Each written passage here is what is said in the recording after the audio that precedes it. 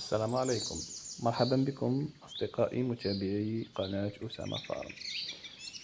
اليوم يعني بعد دخول شهر ماي، أود أن أشارككم هذه المعلومات عن أعمال النحال في هذا الشهر، حيث يعد شهر ماي مرحلة مفصلية في سنة النحال، إذ يمثل ذروة النشاط داخل الخلية وخارجها، ويطلق عليه في بعض الأوساط بشهر الرحيق، نظرا لتوافر الأزهار في الطبيعة واعتدال درجات الحرارة.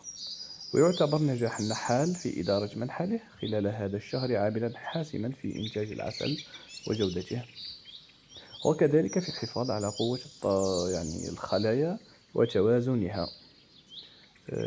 أولا، يجب عليه مراقبة النشاط داخل الخلية.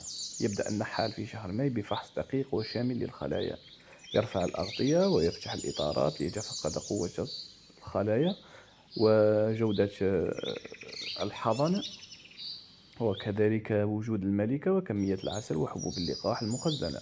هذا الفحص لا بد أن يكون دوريا، يعني كل 7 أيام على الأقل إلى 10 أيام، أو أقل من ذلك، يعني إذا احتاج الأمر إلى ذلك، إذ يساعده على اتخاذ قرارات سريعة إذا لاحظ ضعفا في عمل الملكة أو علامات المرض مثلا، أو في حالة ما إذا كانت الخلية تنوي التطريد.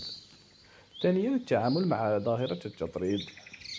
يعتبر التطريد ظاهرة طبيعية يلجأ إليها النحل للتكاثر، حيث تنقسم الخلية إلى مجموعتين، تغادر إحداها الخلية مع ملكة جديدة للبحث عن مسكن آخر، في حين تبقى الأخرى في الخلية القديمة. في شهر ماي تكون الظروف مثالية للتطريد، خاصة إذا ازدادت أعداد النحل داخل الخلية. وهناك يظهر دور وهنا بالذات يظهر دور النحال الذكي، الذي عليه أن يتعرف على مؤشرات التطريد مثل ازدحام الإطارات ووجود بيوت ملكية أو توقف الملكة عن وضع البيض. للحد من التطريد، يمكن للنحال توسيع الخلية بإضافة إطارات جديدة أو صندوق علوي، كما يمكنه تقسيم الطائفة يدويا أو إنشاء خلية جديدة، أو إزالة بيوت الملكات الزائدة، وذلك طبعا بعناية كبيرة. ثالثا، توسيع الخلايا وزيادة المساحة. بسبب النشاط المتزايد يحتاج النحل إلى مساحة أكبر لتخزين العسل وحبوب اللقاح، وكذلك لتربية الحضنة. لذلك يضيف النحال صناديق علوية تعرف باسم صناديق النحل أو إطارات العسل، حيث يضع إطارات فارغة ذات أساس شمعي أو ربما حتى أساس ممطوط، خاصة في الخلايا القوية. هذه الخطوة تمنع الازدحام وتدفع النحل نحو إنتاج العسل. رابعا، التأكد من وجود ملكة نشطة. الملكة هي قلب الخلية، ونشاطها دليل على صحة الخلايا. على النحال مراقبة وجود البيض الحديث، يعني بعمر يوم، وعمر الحضنة المنتظم. فإذا لاحظ غياب البيض أو وجود بيض ذكر فقط، فقد تكون الملكة مفقودة أو فاسدة. في هذه الحالة إما أن يسمح للطائفة بتربية ملكة جديدة، أو يدمجها مع خلية قوية أخرى، وذلك بإدخال ملكة جديدة تم إعدادها مسبقا، يعني. خامسا، تأمين مصدر دائم للماء. مع بداية الحرارة في هذا الشهر واشتداد أشعة الشمس، يحتاج النحل إلى الماء بكثرة، خصوصا لتنظيم درجة الحرارة داخل الخلية وتخفيف العسل.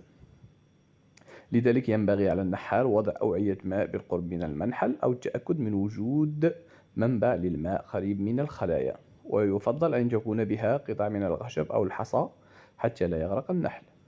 سادسا، مكافحة الآفات والأمراض، وهذا أمر ضروري جدا يجب التنبه إليه، حيث في شهر ماي هو الوقت المثالي لفحص الخلايا من ناحية الأمراض والآفات، لا سيما الفاروة التي قد تتكاثر بسرعة مع ازدياد الحضنة.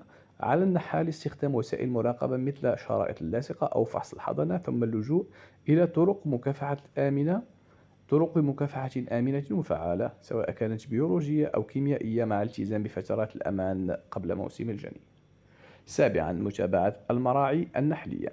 النحال الناجح لا يكتفي بمراقبة منحله فقط، بل يتابع أيضا حالة الأزهار من حوله. فإذا كانت المراعي محدودة أو شارفت على الانتهاء، عليه التفكير في نقل خلاياه إلى منطقة أخرى ذات غطاء نباتي وفير مثل أشجار الحمضيات أو الأعشاب الجبلية.